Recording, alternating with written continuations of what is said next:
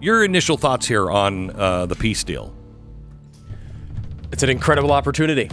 I think it is important to remind ourselves that these things typically do fall apart. That is essentially your expectation anytime anything like this happens. Part of this is going to be Hamas coming through on promises. I have very little belief that they are typically able to do such things. That being said, they probably also, one of the things a friend of mine pointed this out to me. We were going over all of this, and he said, one thing to think about is that this is like not the B team of Hamas, but like the R team of Hamas. They've killed so many of the leadership. Yeah. These are people making decisions that were not at the top of this organization and had those ridiculous ideological beliefs that would lead you to October 7th. That's not to mean that Hamas, these people that are left, are like, hey, you want to invite them over for Thanksgiving.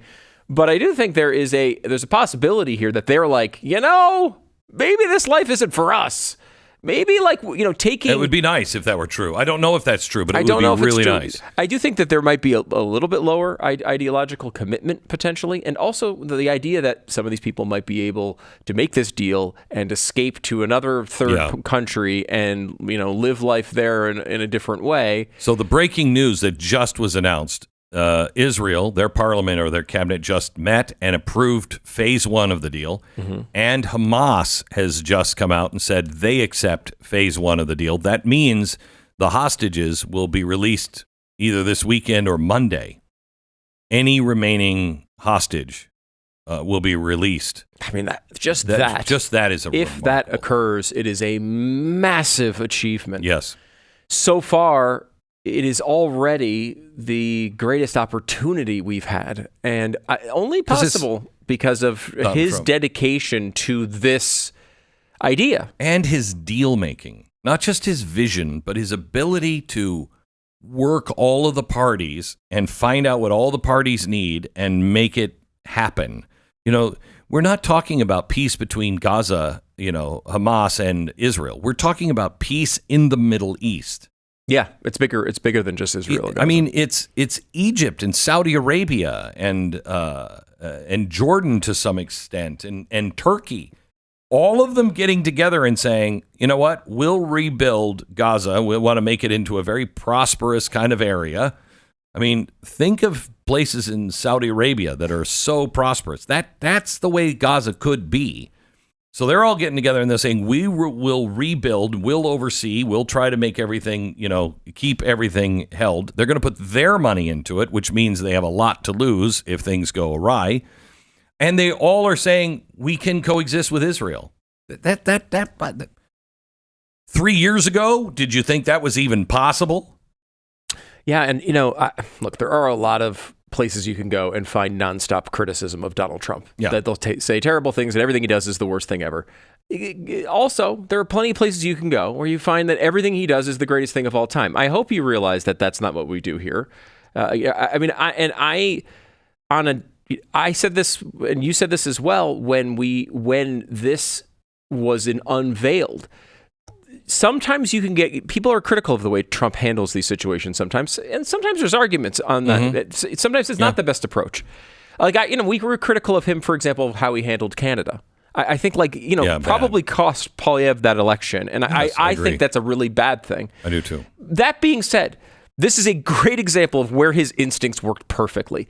This is all set up over a long period of foundational stuff from his first term, with the decision he made to come out and just announce the agreement with Netanyahu. We agreed to this peace deal. Now, in theory, we have no position to agree between these two parties, but he came out and said, we agree. And instead, all of the focus had been, look at all the bad things Israel is doing. Look at how bad they are. They're so evil. They're so bad. And he came out and said, we've agreed with Israel. Now we just need Hamas. And so the world's attention was like, well, what's Hamas going to say? Finally, he was able to focus the attention in the appropriate place to the party that is holding the hostages to say, hey, how about asking if they want a freaking ceasefire for once? He was able to do that in a way that I think only Donald Trump could achieve, which leads to this over a long foundation. And here's another thing. this guy has walked through wall after wall after wall of fire. Everybody calling him everything. Nazi every day. Here's a guy who, in a time period where the whole world is like, the Jews control everything. Donald Trump is run by the Jews. He not only kept his relationship with Israel solid and helped them when he thought they were right, but when they were wrong, in his view, he chastised them. He knew how to do it and still hold their respect and gain the respect of places like Qatar and say, so Qatar, when he chastised Benjamin Netanyahu, and Benjamin Netanyahu had to, I think, apologize to some degree about what they did in Qatar. That's when the Middle East went, wait a minute, he's not being controlled by the Jews. You know what I mean? That should be a really big wake-up call to everybody who thinks that Donald Trump is just being controlled by the Jews. No, he's not. He does what he thinks is right, and he'll chastise both sides, and he'll support either side when they're right to get to a deal that's good for everybody. This deal could be amazing. I don't have any faith, and it's not because of this deal. I read the end of the book, so I know how this ends.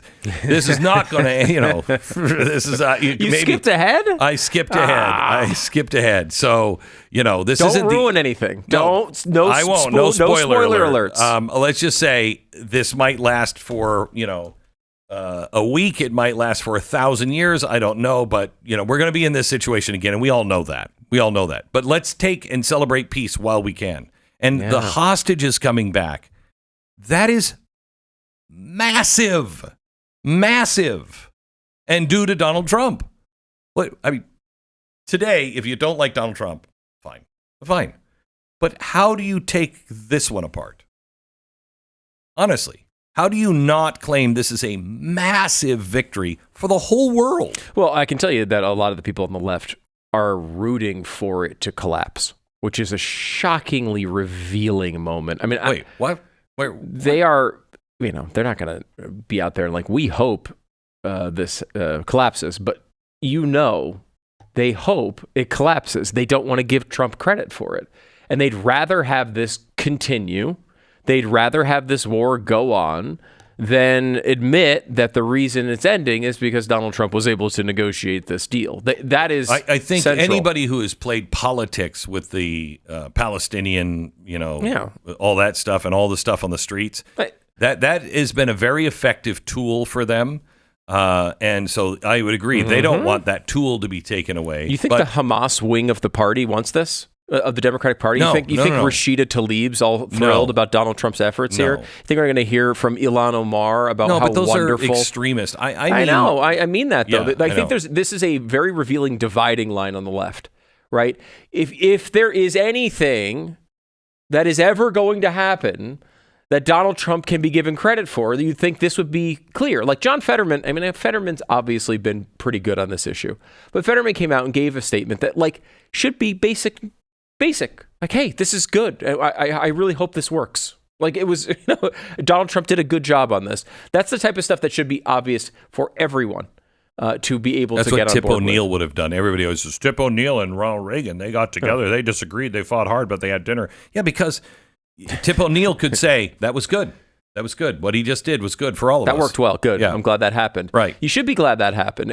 We should all be rooting for the success here, even if I rooted. Again, we have all sorts of criticisms of the way Barack Obama, dealt with the Middle East. But really? Yeah, plenty of them. And we went over them over and over again. And plenty of issues with specifically the way he went after Osama bin Laden. But on the day that it happened, really happy about it. Very happy. Very happy that we were able to do it. Now, look, it's our military that does it. We can go through they can say all this stuff too. They can say, oh, well, the real reason is blah, blah, blah, blah, blah. But we can still be happy that this occurred. And you could still be excited and give credit where credit is due. This is a win for all humankind, for humanity, for life. Stopping Hamas from torturing kidnap victims, stopping the bloodshed that was happening because of the war on both sides. That is a win. Having the possibility of a stable Middle East, at least for a while, that's a win. That's a win all the way around. Everyone should be happy. I don't care if you like the president or not. Everyone should be happy that mankind put one on the chalkboard for all of mankind today. This is I've never seen. This is on the good side. Never seen this one before. Didn't see this one coming. I mean, we should all be able to say, wow, and thank you. Because I really, truly believe when it comes to negotiating things like this, there is nobody better. I mean, that's what he does for a living. And he knows it. He knows how to read a room. He knows how to read people. He knows how to work it. And this is evidence of it. And he will do things that are so out of the norm that it resets everybody's thinking. I mean, right. I mentioned the Netanyahu announcement. If he wouldn't have done that, we wouldn't have all the Middle East signing on to a peace deal. What would look, presidents I respect, what would they have done in a situation like Trump was with Netanyahu? Their advisors would have said, look, this is great. You guys are together on this. Let's go to Hamas. We'll talk to them. We'll see if we can get something done. We don't want to ruin it by announcing it publicly. And there are times where that tactic might not work, but it worked really well here. He forced them to basically say, no, we don't want a ceasefire, or okay, we'll go along with us. And by the way, you go down that list, there's a lot of stuff. This is Hamas never, ever having control of this region ever again is built into this agreement. Now, they've only talked about, they're only on phase one here, so we don't know that we get all of this stuff. But there's a lot here that really improves the lives of Israelis, of Palestinians, Arab Israelis in the region, Palestinians, other Arabs in the region, Saudi Arabia, everybody, and not to mention just globally, right? This is a positive development. Look what this does. That's Turkey, so that separates Turkey from Syria, which is right in bed with Iran. I mean, think about how this boxes. If you have the entire Middle East now operating with Israel and saying they have a right to exist, think about what that means for this bloc now to Iran. Iran doesn't mind being a pariah, but now everyone is officially saying, I'll do business with them. We will choose Israel over these guys. Yeah, that's a big statement. Big in that world. deal.